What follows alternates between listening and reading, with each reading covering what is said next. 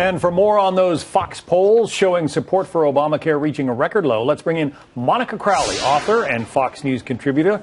Also, Basil Smikle, who is a Democratic political consultant. As we are speaking, Monica, the Secretary of Health and Human Services, Kathleen Sebelius, is telling an audience in Jacksonville, Florida, that the website, the private websites, the private insurance plans for Obamacare have registered about 3 million participants as of now, 800,000 in January.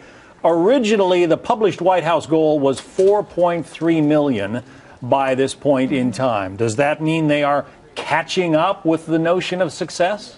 Well, if the numbers are accurate, John, then perhaps, but we still don't know how accurate these numbers are. Even the White House's administration can't tell you how accurate they are, because when she talks about signups, does that mean people who have actually enrolled in Obamacare by paying the first month's premium?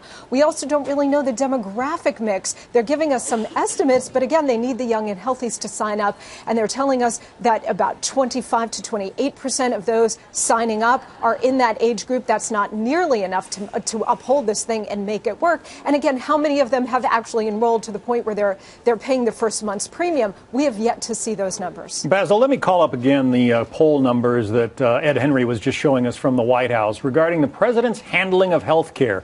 Only 38% say they approve, 59% disapprove. From your perch there as a Democratic political consultant, how do you fix that?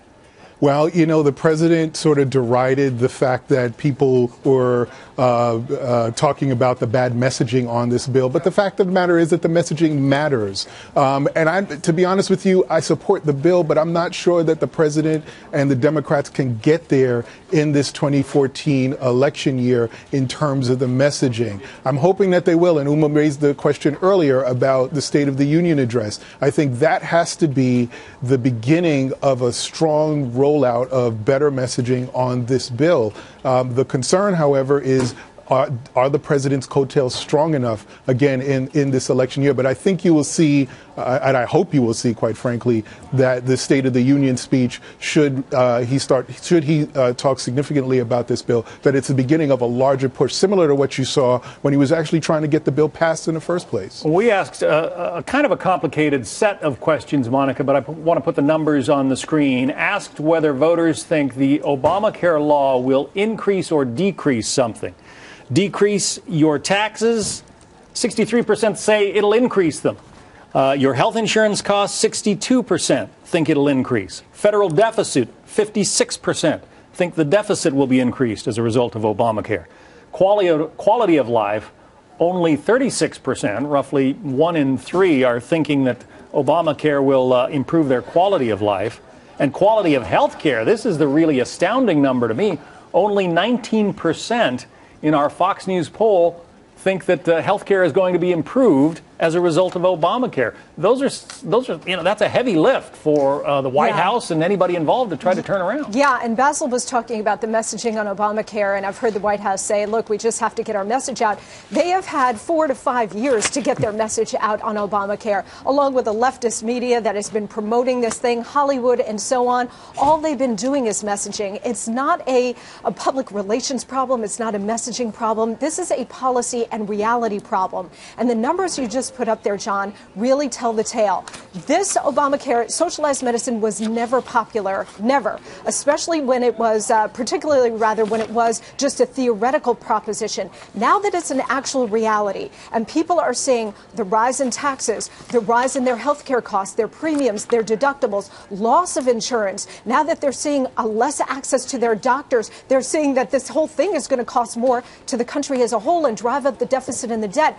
They are now really opposing it in stronger numbers than we have ever seen. So now that it's a reality and directly affecting people's lives, you're seeing these numbers get worse for the president, worse for the law, and worse for the left overall, because socialized medicine is the crown jewel of the welfare state. Do you dispute any of that, Basil? Well, I don't know if I would go so far as to call it socialized medicine, but I will say this. What I will concede is that the fear in the long term is that we're getting to a system with healthcare that is, interestingly enough, both more nationalized and more privatized. And what I mean by that is you have a lot more government expenditure because of more people getting on Medicare and Medicaid, especially with the expansion of Medicaid in some states.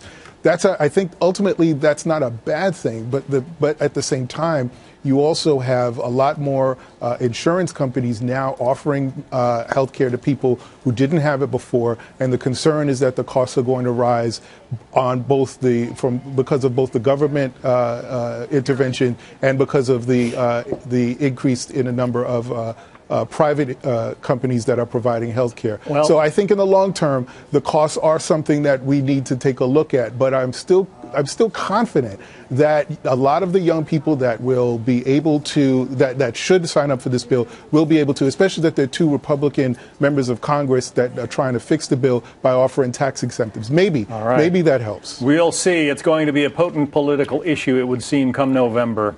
Monica Crowley, Basil Smikle, thank you both. Thank you, John.